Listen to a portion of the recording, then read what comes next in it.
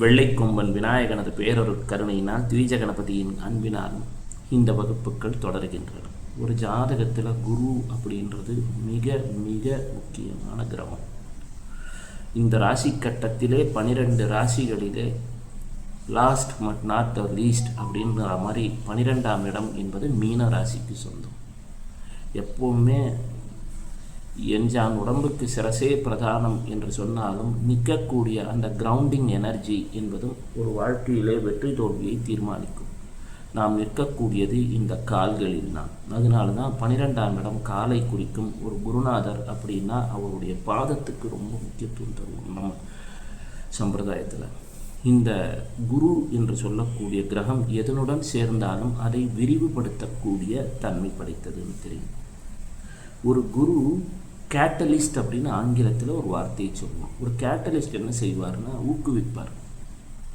அவரே மாறுதலுக்கு ஒரு சிறிய காரணமாக இருப்பார். ஒரு ட்ரிகரை தருவார். அந்த ட்ரிகரை வைத்து முன்னேறி விடுவார். அதனால தான் குருவிற்கு 5 மற்றும் 9ஆம் பார்வை இருக்கிறது. மற்ற கிரகங்களுக்கெல்லாம் 5 மற்றும் 9ஆம் பார்வை கிடையாது. 7ஆம் பார்வையும் இருக்கிறது, சப்போர்ட் பண்ணுது ஆப்போசிட்டில் இருக்கிறது. 5ஆம் பார்வைன்றது ஒரு ஸ்டேட்டஸ், ஒரு குழந்தை பாக்கியம், ஒரு புகழ். 9ஆம் பார்வை என்று சொன்னால் நமக்கே தெரியும், ஒரு நீண்ட தூர தொலை பயணங்கள், பில்கிரிமேஜ், பெற்றோர், தந்தை, குரு, ஆன்மீக வழிபாடு எல்லாத்தையும் குறிக்கக்கூடியது. இந்த குரு எந்த ஒரு பொருளுடன் சேர்ந்தாலும் அதன் தன்மையை அதிகப்படுத்தி வரும். உதாரணமாக பூமியில் நாம் 60 கிலோ இருக்கோம் அப்படின்னா நாம் குரு அப்படின்ற கிரகத்துக்கு போனால் 144 கிலோ இருப்போம். இப்போ குரு நம் எடையை அதிகப்படுத்தி விடுகிறார். குரு திசையில் சற்று எடை பெருத்தும். குரு என்று சொல்லக்கூடியவருக்கு முழு சுபர் அவர். அதாவது எல்லாரும் என்ன நினைக்கிறாங்கன்னா சுக்கிரன் அப்படின்னா ஜாதகத்தில் உடனே ஞாபகம் வருவது லக்ஸரி, கம்ஃபர்ட்ஸ், மனைவி, அத்தை, ரோஜாப்பூ, பிங்க் நிறம் அப்படிங்கலாம். ஆனால் சுக்கிரன் என்று சொன்னால் சுக்கிராச்சாரியார்னு ஒரு கேரக்டரை எல்லாரும் மறந்துடுறாங்க. பிருகு நந்தி ஜோதிடம் அப்படின்லாம் படிக்கிறாங்க இல்லையா? அந்த சுக்கிராச்சாரியாருக்கு ஒரே ஒரு பார்வை, 7ஆம் பார்வை தான் ஸ்டூடெண்ட்டை மட்டும்தான் பார்ப்பார். சுக்கிராச்சாரியாருக்கு ஒரே ஒரு கண்ணு தான். சுக்கிராச்சாரியார் அசுரர்களுக்கு குருவாக இருக்கிறார். அப்போது சுக்கிராச்சாரியார் குரு அப்படின்னாலே சில சமயங்களிலே கடுமை கட்டாயமாக இருக்கும். உடனே குருன்னா எல்லாம் நல்லதே செய்வார் அப்படின்னு எல்லாமும் சொல்ல முடியாது இல்லையா? அவர்கிட்ட கடுமையும் இருக்கும். அப்போது நிறைய பேர் எனக்கு குரு தசை வந்துருச்சு, சுக்கிர தசை வந்துருச்சு, இனி வாழ்க்கை ஆஹா ஓஹோன்னு இருக்கும் அப்படின்னு நினைக்கிறாங்க. அப்படி கிடையாது. குரு தசையோ சுக்கிர தசையோ வாழ்க்கையில் ஏதோ ஒரு பாடத்தை சொல்லித் தருவதற்காக வந்த தசாபுத்தி. ஒவ்வொரு கிரகத்துக்கும் ஒரு அஜெண்டா இருக்குது. குரு தசை வந்தால் நீங்கள் குருவாக மாறணுன்றது அந்த கிரகத்துக்கு அஜெண்டா. சனீஸ்வரர் வந்தார்னா உங்கள்கிட்ட பணிவு வரணுன்றது அந்த கிரகத்தோட அஜெண்டா. நீங்கள் என்ன தான் பரிகாரம் கோயில் எல்லாம் பண்ணாலும் அவருடைய அஜெண்டாவை அந்த கிரகம் நிறைவேற்றாமல் விடாது. கிளாஸுக்கு டீச்சர் வராரு, டீச்சருக்கு நாம் ஏதோ good morning sir, good evening sir போடுறோம், அவருக்கு ஏதோ ஒரு மிட்டாயை தரோம். ஆனால் டீச்சர் தன்னோட கடமையை எப்படியோ ஒன்று நிறைவேற்றிட்டு தான் அந்த இடத்தை விட்டு அந்த வகுப்பை விட்டு செல்லுவார். அதுபோல் குரு என்று சொல்லக்கூடிய ஒரு அசிஸ்டன்ட் ஹெட் மாஸ்டர் மாதிரி, சூரியன் ஹெட் மாஸ்டர்னு வச்சுக்கோங்க.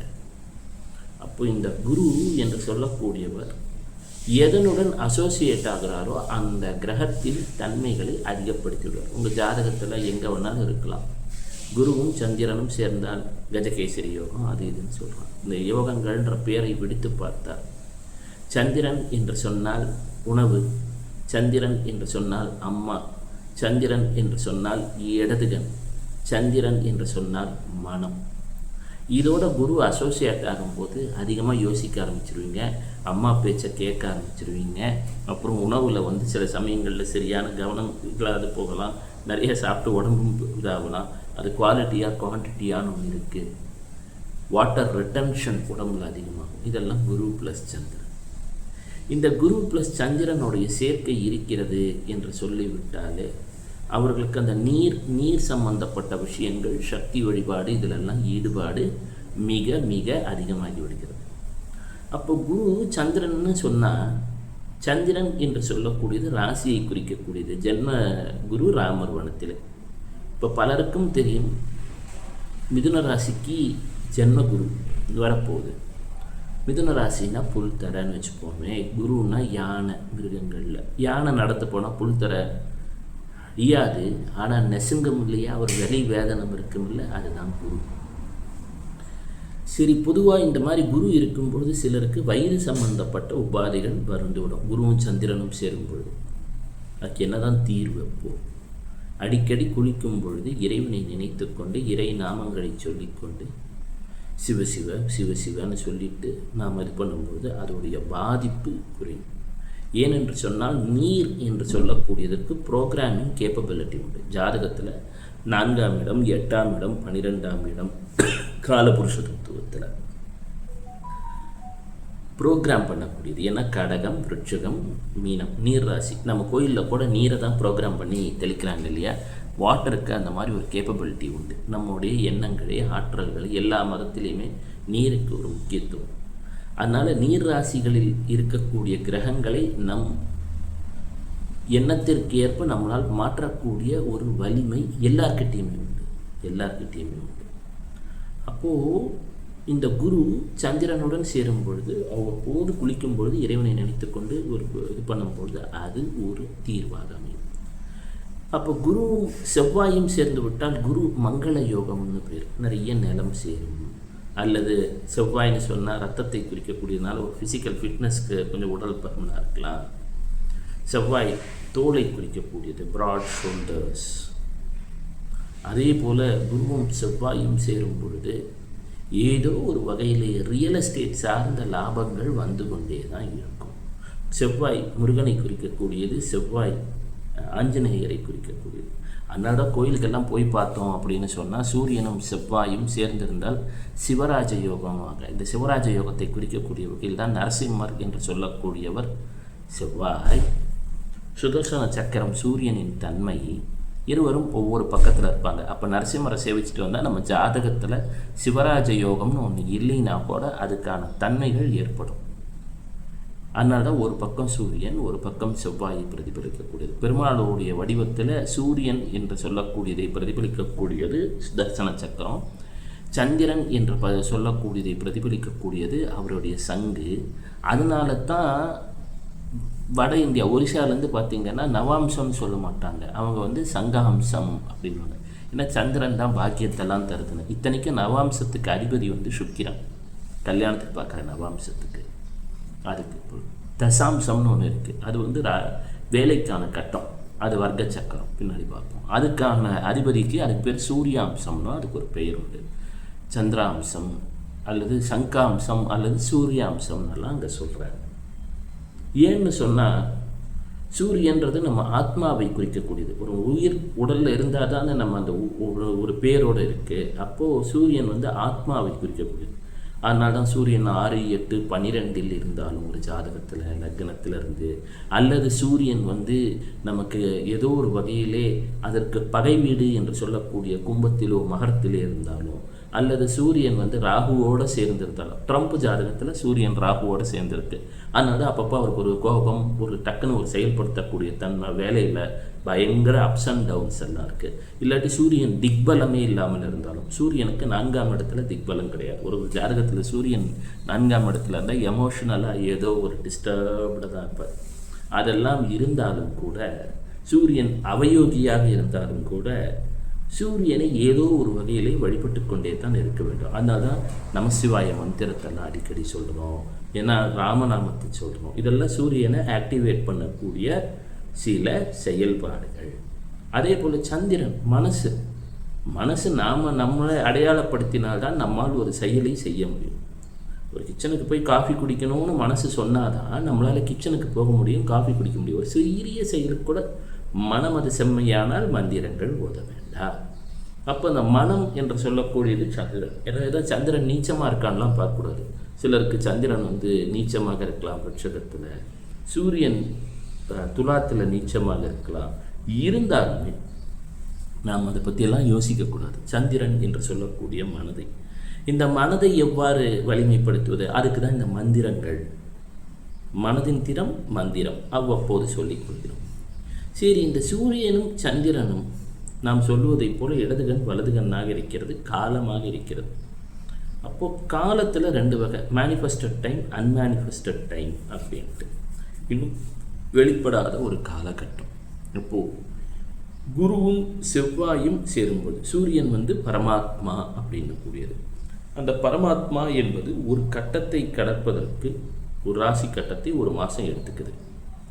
இதே குரு என்பது ஜீவாத்மா, நம் உடலிலே இருக்கக்கூடிய தன்மைகளை சொல்லக்கூடியது. இந்த குருவுடன் நமக்கு ராகு சேர்ந்து விட்டால் நமக்கு வெளிநாடு போகக்கூடிய வாய்ப்பு, அதாவது சண்டாலயபன்வாங்க ரெஸ்பிரேட்டரி ப்ராப்ளம். ஏன்னா குரு என்பது பிராணசக்தி, ராகு என்பது ஒரு டஸ்ட்டு, குப்பையை குறிக்கக்கூடியது. குரு என்று சொல்லக்கூடியது ராகு மேற்கு திக்கை குறிக்கக்கூடியது. ராகு என்பது அந்நிய மொழி, அந்நிய மொழி மட்டும் குறிக்காது. ராகு எலக்ட்ரானிக்ஸ், எலக்ட்ரிக்கல்ஸ், அந்த மாதிரி புதுசாக மாடர்ன் டெக்னாலஜி. உதாரணமாக குரு ராகு சேர்ந்துருக்கிறவங்கெல்லாம் மெடிசன்லேயே வித்தியாசமாக அந்த ஃபாரினில் ரொம்ப நுட்பமாக சொல்லக்கூடிய இந்த ரொபோட்டிக்ஸ் எல்லாம் படித்தவங்களுக்கெல்லாம், ரொபோட்டிக் மெடிசன் படித்தவங்களுக்கெல்லாம் குரு ராகு சேர்க்க இருந்து பார்த்துருக்கேன். குரு ராகு என்பது அளவற்ற கடன், குரு கேத்து அளவான கடன். குரு கேத்து சேர்ந்து விட்டால் அந்த அளவான கடன் தலைவலி, கண்ணாடி, மொட்டை மாடியில் வாசமெல்லாம் வரும். எந்த வீட்டில் இருந்தாலும் குரு கேத்துக்கு இதெல்லாம் வந்துடும். குரு சனீஸ்வரர் என்று சொன்னால் இவங்க 2 பேரும் சேர்ந்து இருந்தாங்கன்னா ஒரு ஜாதகத்தில் அது பார்வையால் இருக்கலாம், இல்லை ஒரே கட்டத்தில் சேர்ந்து இருக்கலாம். அப்போ வயிறு சம்பந்தப்பட்ட பிரச்சனைகள், செய்யக்கூடிய வேலையில் ஏதோ ஒரு தடைகள், இதை பிரம்மஹத்தி தோஷம் அப்படின்வாங்க. இந்த பிரம்மஹத்தி தோஷம் பற்றி தான் ஒரு 2-3 நாள் முன்னாடி குரூப்பில் பார்த்தேன். பிரம்மஹத்தினா நமக்கு ஏதோ ஒரு காஃபி போட சொல்லி கொடுத்தா அவங்களும் நம்ம குரு தான். அவங்களுக்கு ஏதோ ஒரு இன்சல்ட் பண்ணிட்டோன்னா பிரம்மஹத்தி தோஷம் வந்துடும். சரி, இந்த குரு சம்பந்தப்பட்ட எந்த வித தோஷங்களாக இருந்தாலும் என்னத்தான் இதுக்கு தீர்வு அப்படின்னா, இதுக்கு குருவை தான் அணுகணும். அப்போ என்ன பண்ணணும், நமக்கு ஸ்கூலில் ஏதோ ஒரு டீச்சர் பாடம் சொல்லி கொடுத்துருப்பார் இல்லையா, அந்த டீச்சரிடம் சென்று ஒரு ஆசீர்வாதத்தை அவ்வப்போது வாங்கி அவங்கக்கிட்ட ஒரு 4 நல்ல வார்த்தையை கேட்டுட்டு வந்துட்டாலே இந்த குரு சம்பந்தப்பட்ட தோஷங்கள் அகலுவதை காணலாம். ஏனென்று சொன்னால் கிரகங்களை அன்பால் தான் நாம் கண்ட்ரோல் செய்ய முடியும். உதாரணமாக ஒரு கதை உண்டு. ராவணன் தன் பையனுக்கு எல்லா கிரகங்களும் 11ஆம் இடத்துல இருக்கணும் அப்படின்னு சொல்லிட்டார். 7 கிரகங்களும் வந்துருச்சு. ராகு இருக்கிறார், ஜஸ்ட் ஆப்போசிட்டில் கேத்து போயிட்டார். போன உடனே என்னாச்சு, திடீர்னு சந்திரன் சொன்னாராம், நானும் வந்துட்டேனே அப்படின்னாராம். சந்திரன் எந்த கிரகத்தோடு சேர்ந்துட்டாலும் மனம் சஞ்சலம் வந்துவிடும். உதாரணமாக இப்போது சந்திரன், குருவும் சந்திரனும் சேர்ந்திருந்த ராமர் ஜாதகத்தில் ராமருக்கு அவர் பையன் ரொம்ப கிரிட்டிசைஸ் பண்ணான். குருனா குழந்தையை குறிக்கக்கூடியது. குருவும் கேத்துவும் சேர்ந்திருந்த ஜாதகம் மொரார்ஜி தேசாய். கேத்து என்று சொன்னால் டிப்ளமேட்ஸ், ஆலோசகர்களை குறிக்கக்கூடியது. மொரார்ஜி தேசாயின் சில கருத்துக்கள் அவருடைய ஆலோசகர்கள் விமர்சனம் செய்ததாக சொல்லப்படுகிறது. திடீர்னு அங்கே மற்ற கிரகங்களோட சந்திரன் சேர்ந்ததுமே அந்த செயல்பாடுகள் எல்லாமே அவருடைய மகன் வாழ்க்கையில் தலைகீழ மாறிடுச்சான். அதாவது ராவணனுடைய மகன் ஜாதகத்திலே சந்திரனுடன் மற்ற கிரகங்கள் சேர்ந்திருந்தது. அப்பொழுதுதான் ராவணன் சொன்னாராம், எப்பொழுதுமே இந்த நவ கிரகங்களை ஒரு பரிகாரத்தினாலோ மிரட்டியோ பணிய வைக்க முடியாது, அன்பாக நான் சொல்லியிருக்கணும். பாருங்கள், சந்திரன் தன்னுடைய வேலையை காட்டிட்டார், 11ஆம் இடத்திலே அமர்ந்து மற்ற கிரகங்களுடன் அமர்ந்ததுனாலே மற்ற கிரகங்களின் தன்மையை நீர்த்து போக வைத்து விட்டார் அப்படின்னா. ஒரு காஃபி இருக்குது, அதில் கொஞ்சம் தண்ணியை போட்டால் என்ன ஆகிடும், அதுபோல் நடந்துருச்சு. எனவே கிரகங்கள் மட்டும் அன்பிற்குத்தான் வசப்படும். மீண்டும் சந்திப்போம், சிந்திப்போம்.